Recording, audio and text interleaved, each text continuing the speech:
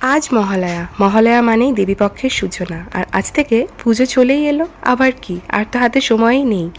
তো দিনটা শুরু হয়েছিল সকালে এরকমভাবে মহালয়া দেখে। তারপর বর দেখো বেরিয়ে গেল, শোরুমে গেল। আর লিও ঘুম থেকে এখানে উঠলো। আর লিও ঘুম থেকে উঠলে ওকে ডেলি একটু আদর করতে হয়, তো সেটাই করছিলাম। তারপর দেখো পার্পেল থেকে একটা পার্সেল এলো, এক্সটেনশন পুরো রেঞ্জটা অর্ডার করেছিলাম। তো এটা ইউজ করছি রিসেন্টলি, এখন ইউজ করতেই হবে এটা। আর তারপর দেখো স্নান করে নিয়েছিলাম আজ সকাল সকাল। তারপর আজ মাটন রান্না করছিলাম, আমার ওপর দায়িত্ব পড়েছিল আজ। সবাই মাটনই খেয়েছিল, মাটনই হয়েছিল শুধু।